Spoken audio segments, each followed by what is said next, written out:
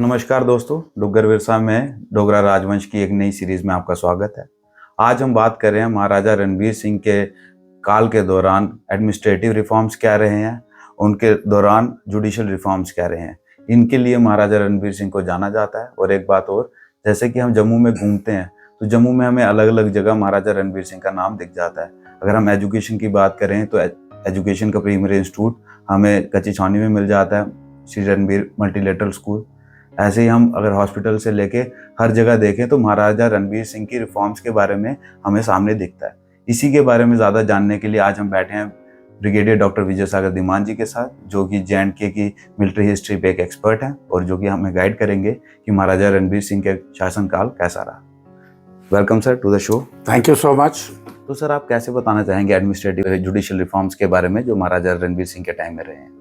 देखिए, मैंने जैसे पहले भी आपको बताया था कि महाराजा रणबीर सिंह के पास एक डॉन्टिंग टास्क था कि नई नई स्टेट गठित हुई थी और उसमें महाराजा गुलाब सिंह सिर्फ उनके पास 10 साल का कार्यकाल था, उसमें भी वो बीमार रहते थे।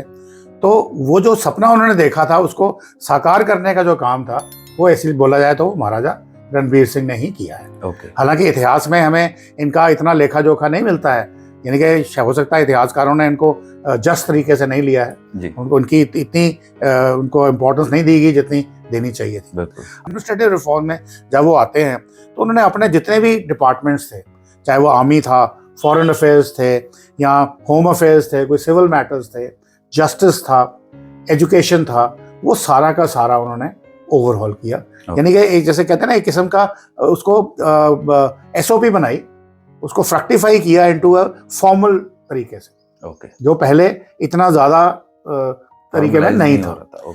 जैसे हमारा उसी वक्त हमने बोला जम्मू कश्मीर में 3 डिविजन्स कर दिए गए, जम्मू डिवीजन एक, कश्मीर डिवीजन दूसरा, लद्दाख डिवीजन तीसरा।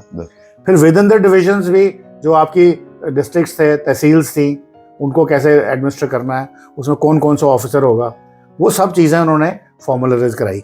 अब जैसे छोटा सा एग्जांपल देता हूँ कि अगर आप जम्मू के रहने वाले हैं, आपकी पोस्टिंग आती है भद्रवा में, तो उन दोनों भद्रवा जाना मीन्स आपने 3 दिन में जाना था, या 4 दिन में जाना था। तो आज की डेट में तो आज तो आप 4 घंटे में पहुंच जाते हो, तो 4 दिन में जो जाना है वो जाएगा, आके रहेगा 1 साल के लिए वहाँ पे। अब ऐसे लोगों को कुछ एक्स्ट्रा प्रिविलेजेस दी गई जो बाकियों को नहीं थी। यानी कि वहाँ जाके वो शादी कर सकते थे, अच्छा, सेकेंड मैरिज, अगर आप चाहें तो। क्योंकि अगर आप वहाँ गए हैं तो कोई आपको खाना खिलाने वाला, लुक आफ्टर करने वाला, कोई वापस बात करने वाला फैमिली चाहिए, तो वो नहीं था। तो इस किस्म के बहुत सारे रिफॉर्म्स थे जो, और को बहुत सारी छूटें उन्होंने दी लोगों को, ताकि जो एडमिनिस्ट्रेशन है, यानी कि अब आदमी जम्मू का रहने वाला, उसका दिमाग 24 घंटे जम्मू की तरफ ही रहेगा, तो वहाँ पे कैसे काम करेगा। तो उसको बहुत सारी सहूलतें दी गई और इस किस्म के रिफॉर्म्स दिए गए। तो एक तो ये हो गया।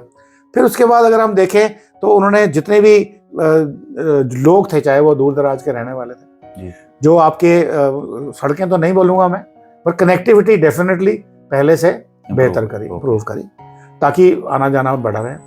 फिर जो उनके जुडिशियल रिफॉर्म्स थे, उसमें सबसे बड़ी चीज़ जो थी कि एक जुडिशियल सिस्टम तो पहले भी था, महाराजा गुलाब सिंह के टाइम पे भी था। तो अभी उन्होंने इसको एक किस्म का, जैसे अपने बाबा साहब भीमदेव अम्बेडकर हैं जिन्होंने भारत की कॉन्स्टिट्यूशन का किया, उन्होंने भी इस कॉन्स्टिट्यूशन को फॉर्मुलाइज कराया और इसको रणबीर विधि दंड बोला गया, जो अंग्रेजों ने बाद में करके इसको RPC। और ये जो एक प्रक्रिया थी, आप मानेंगे नहीं, ये 5 अगस्त 2019 तक चली है ये, और फुली सही तरीके से चली है, इसमें कोई बदलाव नहीं किया गया। ये तो 370 की वजह से हमारे यहाँ पे जो बोला जाता था कि 2 निशान 2 विधान, जो बाद में करेक्ट किया गया, तो और सही तरीके से करेक्ट किया। मैं नहीं बोल रहा कि रणबीर पैनल कोड में कोई कमी थी, बट फिर भी एक देश में एक ही कॉन्स्टिट्यूशन होना चाहिए और वो है इंडियन पैनल कोड। और मुझे यकीन है, मैं कह नहीं सकता, प्रूफ मेरे पास नहीं है, बाबा साहब जो थे भीमराव अंबेडकर, उन्होंने जो हमारी कॉन्स्टिट्यूशन बनाई थी, उन्होंने बहुत सारे कंट्रीज की कॉन्स्टिट्यूशन स्टडी करके उसके बेस्ट चीजें लेकर के हमारी कॉन्स्टिट्यूशन में। अब मेरे पास प्रूफ नहीं है, बट मुझे यकीन है कि रणवीर दंड संहिता को भी, विधान दंड को भी उन्होंने इसमें फैक्टर किया होगा 100%। तो ये कॉन्स्टिट्यूशन थी अपने महाराजा रणबीर सिंह की। फिर साथ में उन्होंने बहुत सारे स्कूल चलाए, रणबीर हाई स्कूल आज भी चलता है जी, और जिसको हम आज GGM साइंस कॉलेज कहते हैं, वो कॉलेज था, उसको प्रिंस ऑफ वेल्स कॉलेज बोला जाता था, परंतु उसको इम्प्रूव कराया, उसके डिपार्टमेंट्स बढ़ाए और गर्ल्स एजुकेशन के ऊपर भी उन्होंने थोड़ा ध्यान दिया। हालांकि अल्टीमेटली गर्ल एजुकेशन जो कंपलसरी की वो महाराजा हरि सिंह ने करी थी, बट इनके भी तरफ से खुली छूट थी। फिर कुछ कुरीतियां समाज में थी जो ये शायद नहीं कर पाए, क्योंकि इनका भी कार्यकाल सिर्फ 30 साल का था, ज़्यादा नहीं था। और इनके कार्यकाल के बाद इनके जो बड़े बेटे थे महाराजा प्रताप सिंह, वो गद्दी पे बैठे। तो इस तरह से ओवरऑल अगर हम देखें तो महाराजा रणबीर सिंह बहुत ही कुशल प्रशासक थे और उन्होंने एक इनके फॉर्मिंग ऑफ स्टेट से एक इतनी बड़ी स्टेट को, 2,22,000 स्क्वायर किलोमीटर की स्टेट को, जिसमें 22 मिसलें, 22 जम्मू के राजे, 22 ही लद्दाख के और 22 ही गिलगित बाल्टिस्तान के। तो इतने लोगों को, 66 लोगों को एक साथ इकट्ठा रखना बहुत टफ टास्क था। उसको एडमिनिस्टर करना, उनमें बल्कि उनमें नई एक जान डालना, उनको बोलना कि भाई देखो अभी हमारी स्टेट ये है जी, ना कि जो तुम अलग करते थे। फिर उनसे रेवेन्यू कलेक्शन, या उनको बोलना भाई आप कितने घोड़े मेंटेन करेंगे, कितने सिपाही मेंटेन करेंगे, कि जब मुझे फौज चाहिए होगी तो इतने लोग आप इधर भेजेंगे। फौज को भी एक स्ट्रक्चर्ड तरीका देना। तो ये सब उनकी ही क्रेडिट है और उसके आगे ये स्टेट चली। कोई भी हिंदुस्तान में कोई हिस्ट्री देखें, जो भी बड़े बड़े योद्धा हुए हैं हमारे, और हमें बहुत गर्व है, महाराजा रणजीत सिंह के ऊपर भी गर्व है, उन्होंने भी 22 मिसलें जोड़ी हैं। उसके महाराजा आपके शिवाजी हैं, छत्रपति सम्राट शिवाजी, हमें बहुत गर्व है, उन्होंने भी बहुत बड़े बनाया। महाराजा उसका महाराणा राणा सांगा है, महाराणा प्रताप सिंह है, ये बहुत बड़े बड़े योद्धा हैं। परंतु इसमें सिर्फ एक चीज़ देखने वाली बात यह है, जब ये योद्धा खत्म हुए, यानी कि उनकी डेथ हो गई या जो भी हुआ, उनकी जो बनी हुई स्टेट्स थी वो सारी खत्म हो गई, हमारी वाली चली जी। और उसको चलाने में, क्योंकि महाराजा रणबीर सिंह ने जो नींव डाली थी, महाराजा गुलाब सिंह ने उनको सींचा, महाराजा रणबीर सिंह ने ऐसा कुशल तरीके से सींचा कि वो 101 साल चली। और अगर ये अंग्रेजों वाली कहानी 47 वाली नहीं होती, मान लो अंग्रेज नहीं आए होते, या भारत जम्मू कश्मीर एक अलग से स्टेट बन गया होता, अगर हालांकि मैं उसके फेवर में नहीं था, नहीं हूं अभी भी, अगर बन गया होता तो ये आरपीसी आज भी चलता। यानी कि जितने भी आपके मॉडर्न मानक दंड हैं उनके ऊपर बिल्कुल सही उतरा है।